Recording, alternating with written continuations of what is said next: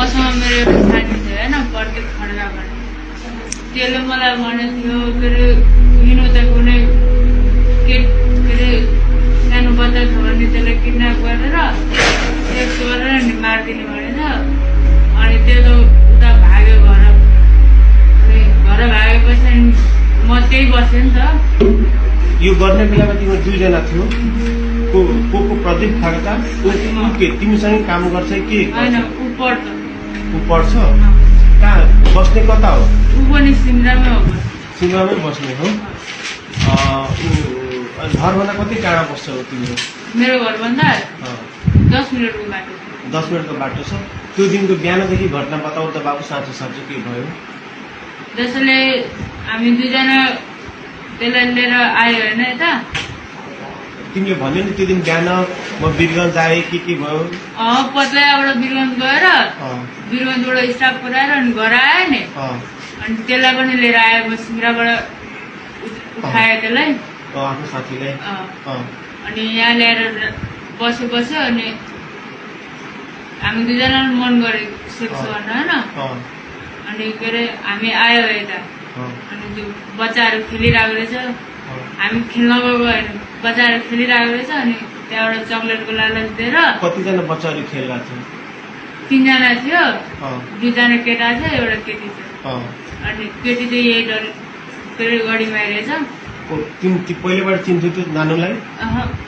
चिन्दैन थियो। जबदेखि त्यो गाडी चलाउन थाल्यो नि अनि कहिले काहीँ गाडीमा के अरे खेल्न आउँदो रहेछ।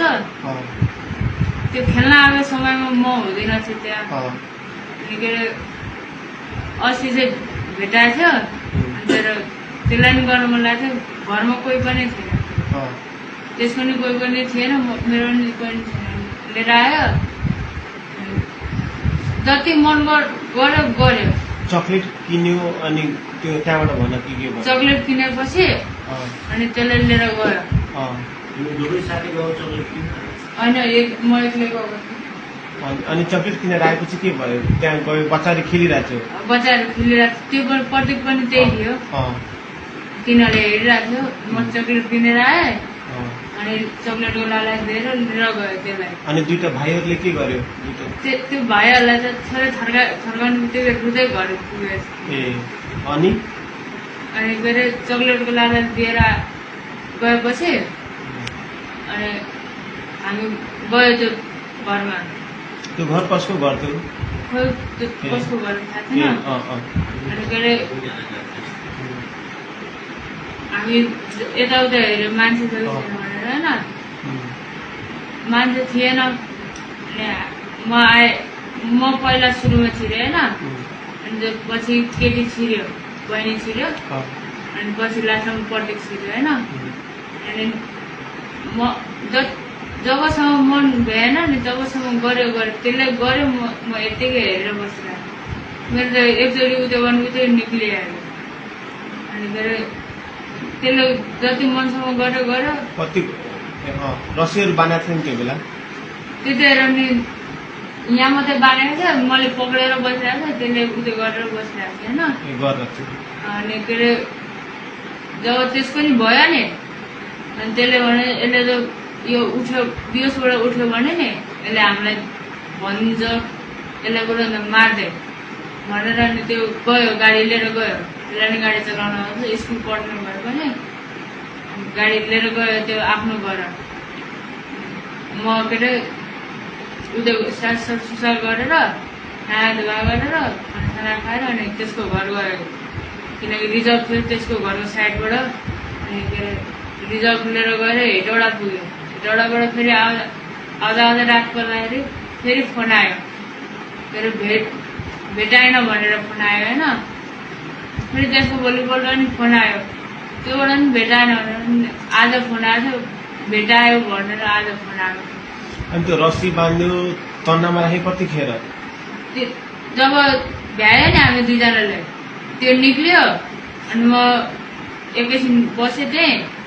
त्यसपछि आए, त्यतिकै लट्केको अवस्थामा छोडेर ढोकालाई चुकुर लगाइदिए। तिमीले रस्सी बाँधेर लट्काइदिएको? के अरे चुकुर लगाइदिए। त्यो रस्सी र तन्ना कसले लिएर आयो? तन्ना र रस्सी त्यही थियो। त्यही नै थियो अँ। कि यो पनि झुटो बोल्दैछ तिमी नढाँटिकन भनेको अहिले चाहिँ नढाँटिकन हो त्यही थियो जम्मै अनि म आएँ होइन नुहाएर खानासाना खाएँ अस्तिको कुरा हो त्यो खानासाना गएको थियो माया गरेको थियो त्यो दिनमा त फर्स्ट दिन थियो गाडी लिएर एक्लैले कुदाएको फर्स्ट दिन थियो अनि ल्याएर आयो खानासाना खायो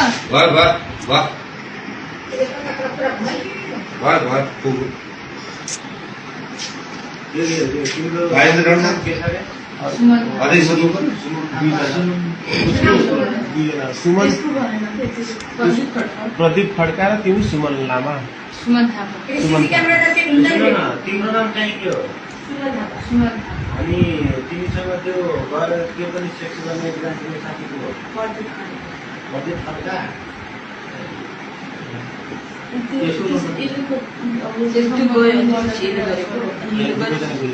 पहिला उसले गर्यो अनि उसले